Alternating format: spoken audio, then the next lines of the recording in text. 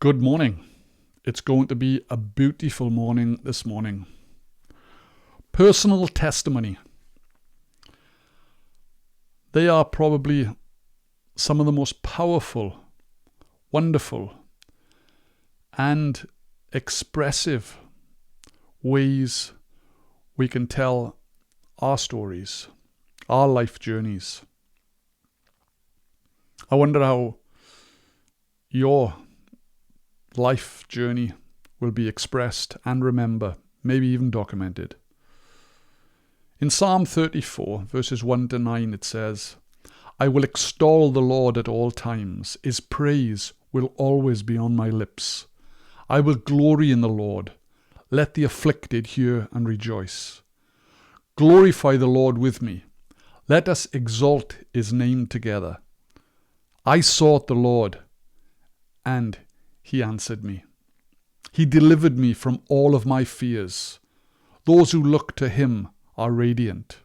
Their faces are never covered with shame. This poor man called, and the Lord heard him.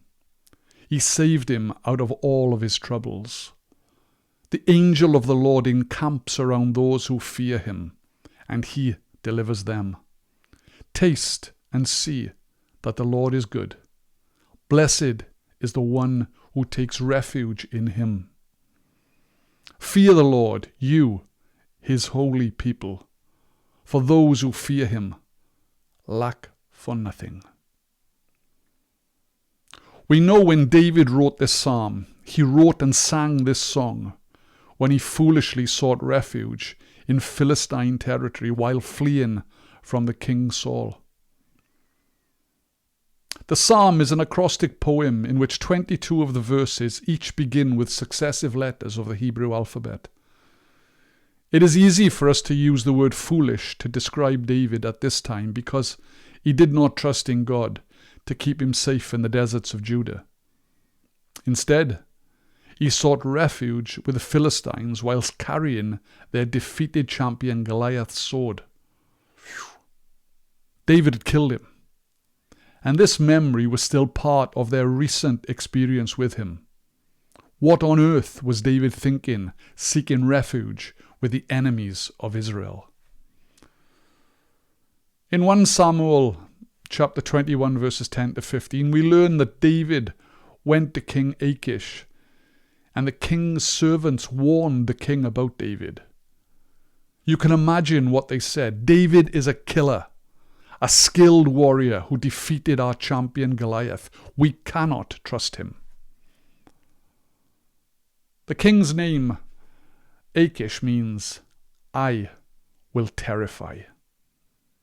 It gives us some context to how these leaders would portray themselves to their people, but also to the surrounding nations. A title given to a person signifies their status, their role or position, often indicating respect or authority. We have it today in our churches: the Pope, the Most Reverend Archbishop, the Patriarch, apostles, bishops. We also have it in our sporting arenas, with individuals who call themselves the greatest or the GOAT. We may have other names within our societies: Margaret the Merciless, Matthew the Marauder, or even Eirig the Terrible. When our lives are under threat, we can make some strange decisions. There is nothing like the imminent threat to our own mortality to bring into focus a new reliance on God. David doesn't call the king of Gath Achish, but by his royal name, Abimelech, which means my father is king.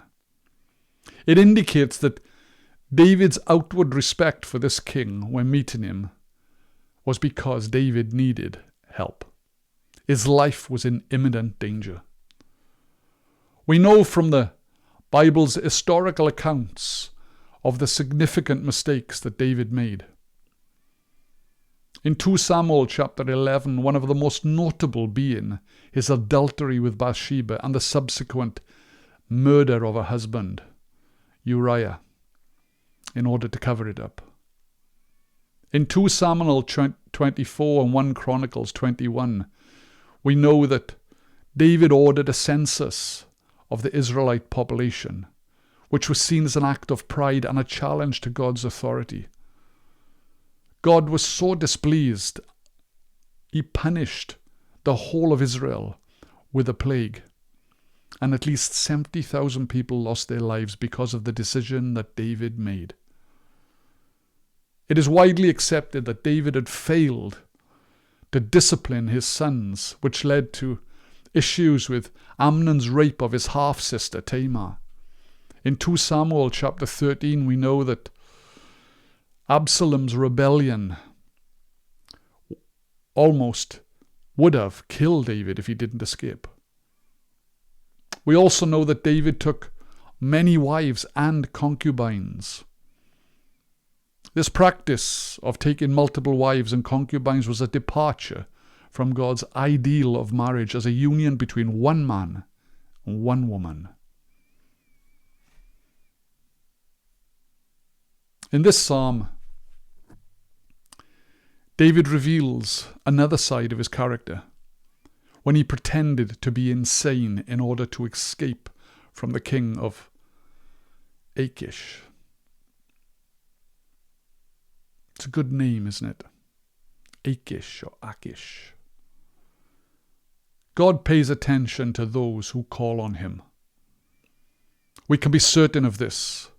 Whether you are in trouble and need an escape, or you're in times of trouble and need support, God always hears and acts on behalf of those who love him. This king Achish, he didn't kill David, but drove him away, believing that David was truly insane. One might say that David was a colourful character. Yet the Bible also tells us that David was a man after God's own heart. Consequently, it would be easy for us to take this phrase as a moral reference for David's character. However, we know from the above that David made some awful mistakes. David's writings teach us that personal testimonies are important because we can learn from each other's own experiences and our mistakes. The work that God does in each of our own lives is an important one, which is worth journaling for others to become aware of and possibly inspired by. David's writings are carefully documented by the hand of a skilled writer. He wanted all to know of the glorious things that God had done for him, very often in times of trouble. Journaling the special moments in our lives and giving thanks to God are important because it develops a deeper understanding of God's character and his interest in the small details of our own lives. When we begin this Christian walk, our knowledge of God is limited. Nevertheless, as we trust in him daily, we then start to realize how significant God really is. Developing this knowledge and a closer relationship with God allows us to share with others our own experiences. Peter explains in the New Testament that we should always be prepared to share and document, but also express the hope that we have. In 1 Peter chapter 3 verses 13 to 16 it says, "Who is going to harm you if you are eager to do good? But even if you should suffer for what is right, you are blessed. Do not fear their threats. Do not be frightened. But in your hearts revere Christ as Lord. Always be prepared to give an answer to everyone who asks you to give the reason for the hope that you have.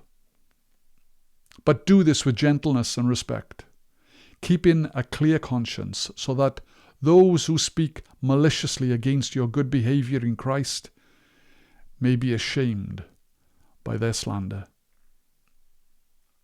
It is clear that David was a man of faith, who wasn't embarrassed to share his belief and trust in God. There are some Christians who believe that their faith is a personal matter and should be kept to themselves. Of course, we shouldn't be obnoxious or aggressively sharing our faith, but we should always be prepared to give an answer when asked about our faith and our Christian perspective. We cannot stop people slandering us, but we can stop supplying them with ammunition. Having a healthy fear of God helps us to stay on the right track and will hopefully prevent us from allowing our conduct to be criticized. I sought the Lord and he answered me. He delivered me from all of my fears. Those who look to him are radiant. Their faces are never covered with shame. Fear the Lord, you, his holy people. For those who fear him, they lack for nothing. Throughout David's life, he experienced life-threatening challenges. Some of the decisions he made contributed to these challenges and are difficult to defend in any social context. Nevertheless, it is also clear that David not only knew God, but loved God. David not only called on God in times of trouble, but we know from the Psalms that David was a worshipper of God. He sang songs and expressed his love for God in dancing and his loud, expressive, exuberant songs. The question is, how will your life's testimony and walk with God be expressed and remembered in this natural journey of life? God bless.